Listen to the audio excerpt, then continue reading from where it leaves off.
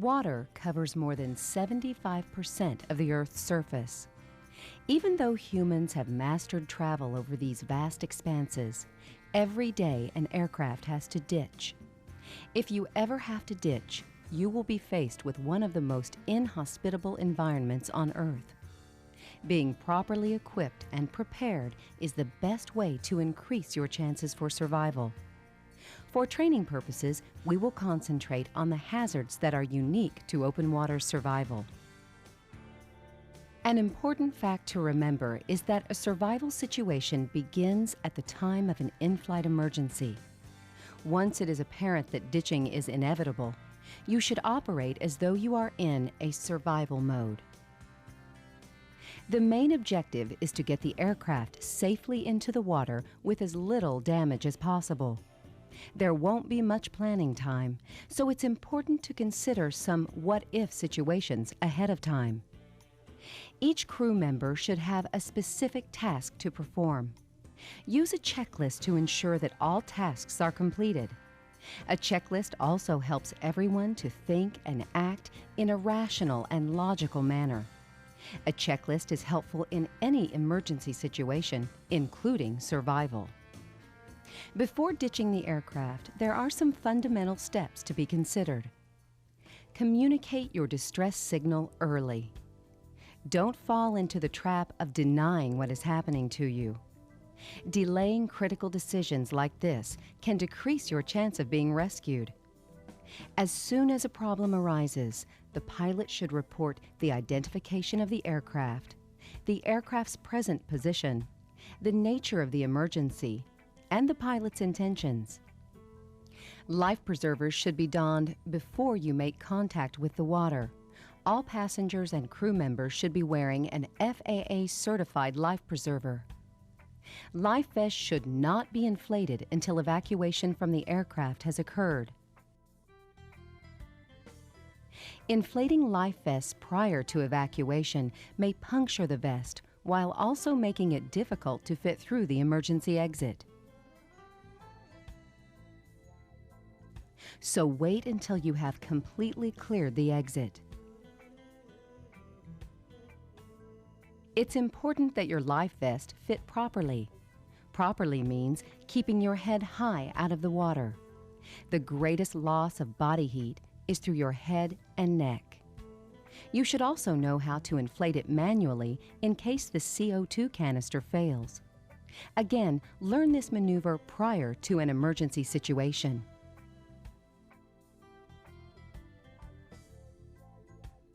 The next step is to remove hatches or establish an emergency exit. If you know you are going to crash onto the open water, prop open a door or window or remove a hatch. Once in the water, the pressure may prevent you from opening any exits. Also, upon impact, the airframe may twist and warp. If this happens, doors or hatches may be impossible to remove. All loose items should be stowed. Anything that is not secured could become a projectile. This also means you if you are not wearing a safety restraint. Make sure that you and all crew members are strapped in with the proper safety restraints. Locate and secure survival gear. Secure all survival gear near the emergency exit so you can access it quickly. Before we discuss survival techniques, let's review the principles of successful ditching. Wind direction. With smaller aircraft, wind is a primary consideration. At nighttime, it may be impossible to tell the wind direction. White caps on the ocean will give you some indication. Sea conditions. When ditching an aircraft, look below at the wave patterns on the water's surface. Try to look for the primary swell. Primary swells are described as large swells with some distance between them. Large swells become your primary targets for landing. Land parallel with the swells if you can, and on the top or back side of a swell. At all costs, avoid the face of a swell. You may also see secondary swells. These are created by winds and may run a different direction than the primary swells. Touchdown during ditching should be at the lowest speed possible. It should be a rate of descent that permits safe handling and optimum nose-up attitude on impact. Once impact is made, there is little a pilot can do to control a land plane on the water. If your aircraft has retractable landing gear, keep the gear up and belly skid into the water. Be aware that high-wing or low-wing aircraft with non-retractable gear have a tendency to flip in the water. Because of this, it is important that you maintain a reference point inside the cockpit so you will know where the exit is after impact. This is much more difficult than you may realize. The best way to prepare for this maneuver is to practice it in an aviation dunk trainer. As soon as the aircraft stops, evacuate. Check all crew members and assist any injured. If time and conditions permit, gather as much survival equipment as you can. Next, locate the raft and get it out of the aircraft. The first person out of the aircraft should inflate the raft, making sure it is moored to the plane. Those exiting the aircraft should use the mooring line to get into the raft. This means getting into the water. The raft needs to be away from the aircraft so that it does not become punctured from the metal debris. The mooring line will break away from the aircraft as the aircraft begins to sink. It is best to be moored to the aircraft as long as possible. Once in the raft, ensure that all crew members and passengers are present. There are several basic raft actions that must be accomplished. One individual should assume command. In accordance with international law, the pilot in command will continue to be in command on board the raft unless he or she is injured or prefers to appoint someone else to that leadership role. Retrieve accessory container tied to raft. This container will typically have items to help keep your raft in good repair. A hand pump, repair plugs or patches, a bailing bucket and sponge, a sea anchor, and first aid kit are just a few of the items located in this container. This kit should be closed and tied to the raft. Retrieve hand pump.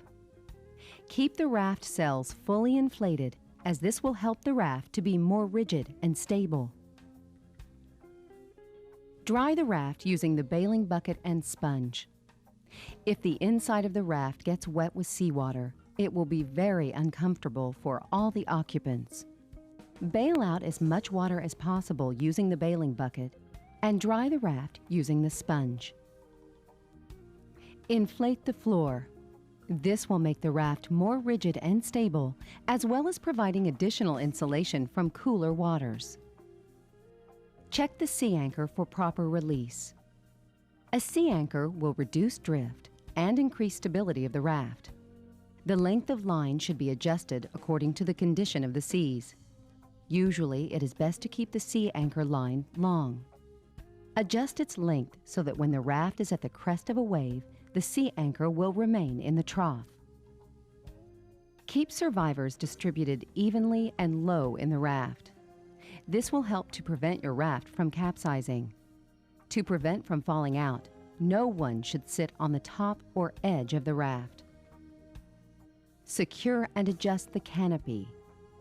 Overhead protection from the hot sun and a barrier from the cool sea is a must. A protected environment can be provided by utilizing the raft's canopy. Protection is essential in helping to maintain the body's core temperature. If available, activate the Emergency Locator Transmitter, or ELT. Once activated, allow it to run continuously. Otherwise, to potential rescuers, it may seem that the ELT was activated accidentally.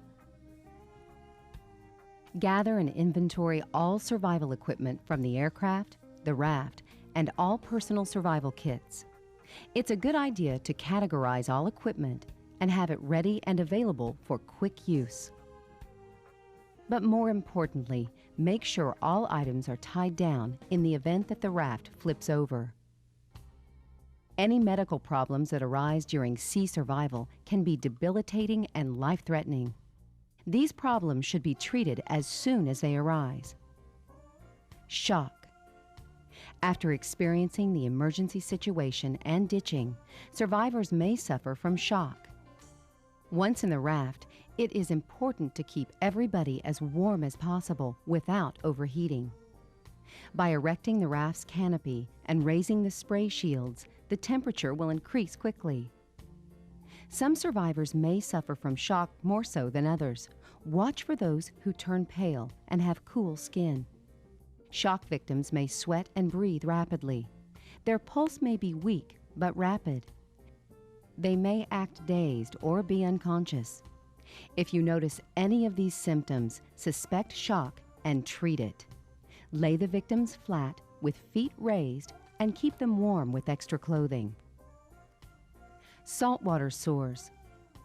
These are produced from a combination of the saltwater environment and the constant rocking and chafing action of the raft.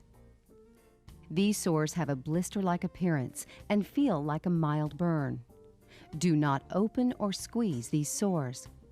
Apply an antiseptic and try to keep the affected area dry. Immersion foot, trench foot. Immersion foot is an injury caused by prolonged exposure to damp conditions. The feet will have a cracked and pruned appearance. They will be red in color and will then become pale. The foot will swell and become very sensitive to the touch. To prevent this problem, keep your raft and feet as dry as possible.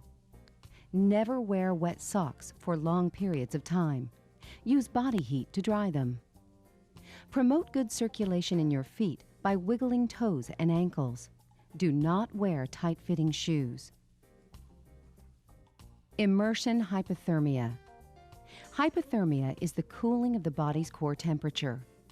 With immersion hypothermia, the rate of cooling is greatly accelerated. Seawater freezes at 28 to 29 degrees Fahrenheit.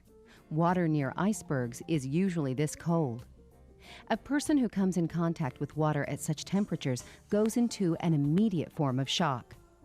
Upon submersion, smaller blood vessels and capillaries contract, causing the blood pressure and heart rate to increase.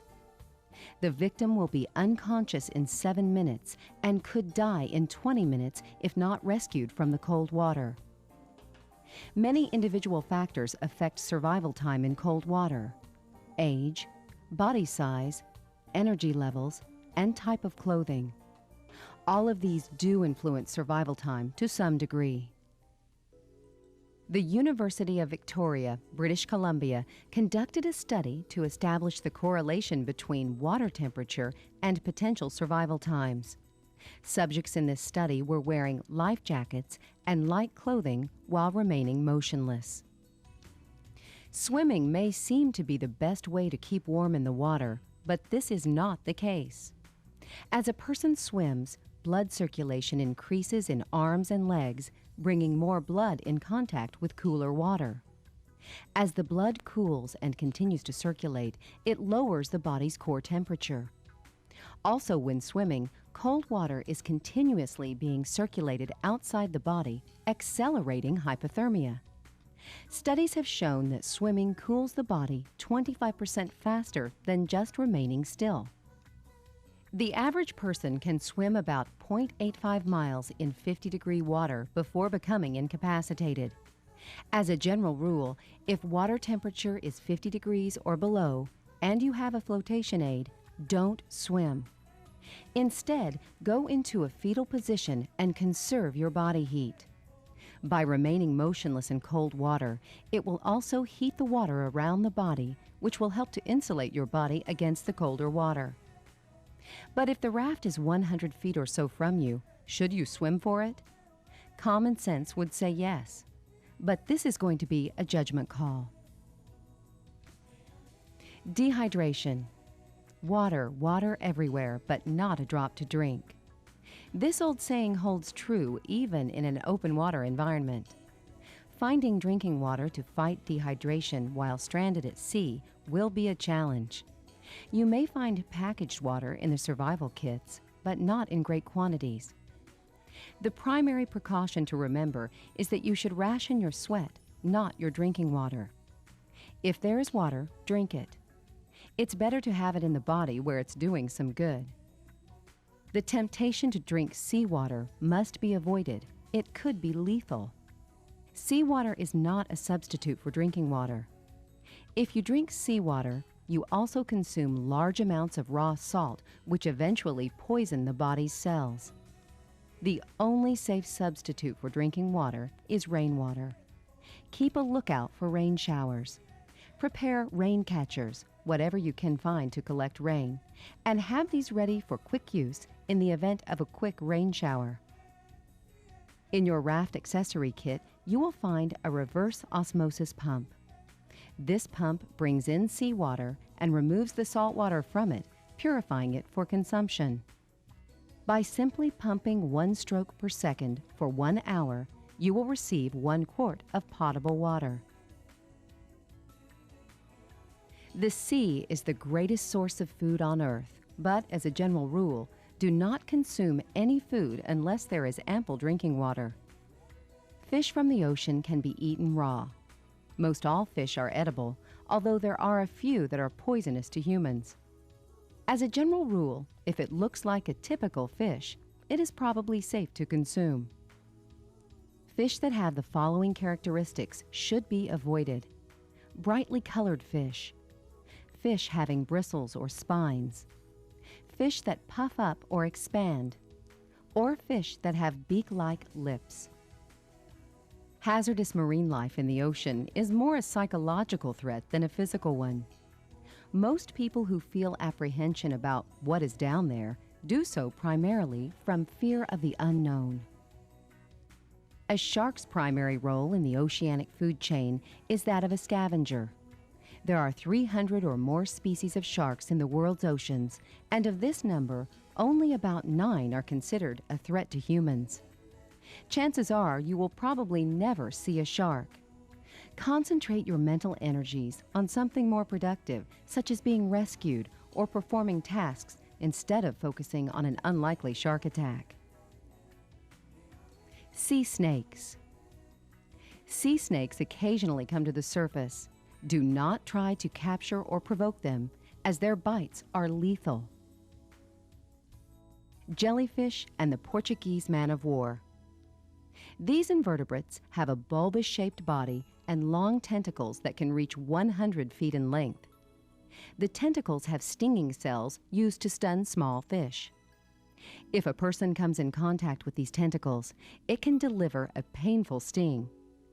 Both species use water currents as transportation and float just under the water's surface. Watch for these and try to avoid them. Here are several ways you can avoid hazardous marine life. Do not splash water around your raft. This is an attraction to sharks.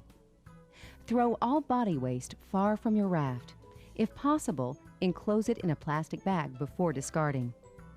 Keep all hands and feet inside the raft. Try to keep all blood and wounds out of the water. Keep clothing on. Wear layers for protection. Do not fish if you know sharks are in the area. Stay in the raft at all times. Survival has but one goal: rescue. The survivor's chief responsibility is to get the attention of the rescuer. Remember that extraction can be accomplished through many means. Rough seas can present a challenge to the most experienced of rescuers.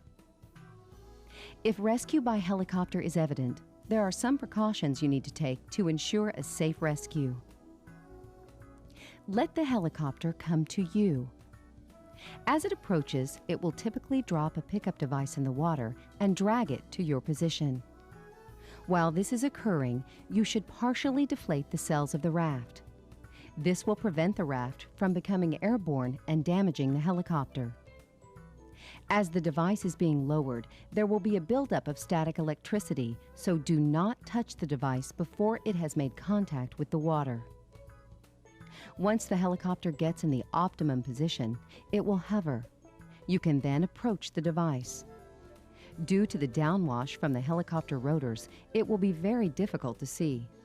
Try to keep the rescue device in sight. If possible, a rescue diver will be lowered with the device to assist you. If you have to don or enter the device on your own, look for simple one-word directions. When secured to the device, let rescue personnel know. Give a splashing thumbs up. But remember, rescue personnel may not be able to see due to the rotor wash, so exaggerate your signal. Remain still on the way up.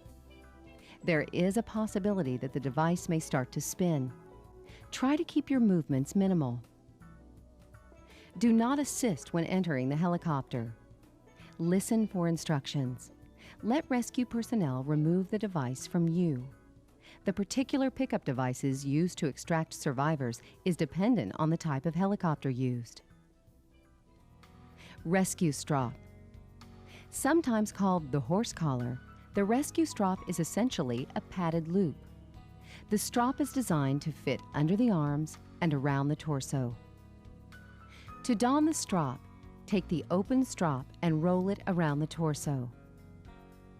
Make sure that the strop fits underneath the armpit area. Next, take the D-ring, the end that is not connected to the cable, and bring it to the front and insert it through the sliding buckle. Then connect it to the hook. Locate the safety strap and place it between the legs, attaching it to the sliding buckle. The safety strap should remain loose and not fit tightly.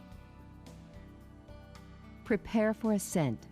Make sure that the cable and hook are in front of your face. Cross your arms on your chest and turn your head to one side.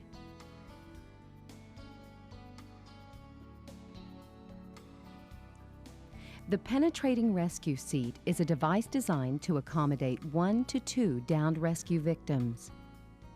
The device is lowered with the seat arms in the closed or up position. Upon reaching the rescue victim, the seat arms are open to the down position.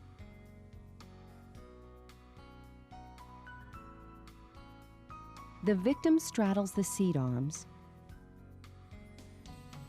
wraps the safety strap around the torso, and snaps it to the D-ring on the device body, and gives the rescue crew the ready-to-lift signal. The victim should hug the device body and turn their head to one side. If 2 persons are to be lifted, they should hug each other.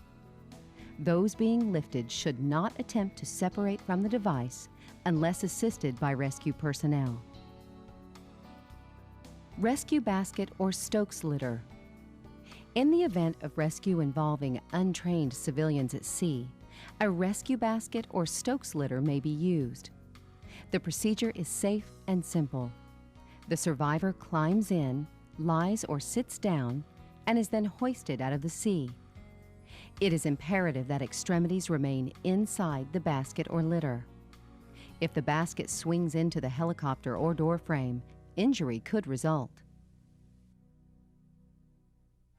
Hopefully, you will never be faced with an open water survival situation. But don't take the attitude that it can't happen to you. Being prepared will increase your confidence, and it could save your life. If you're not sure about what you need or what to do, take the time to learn.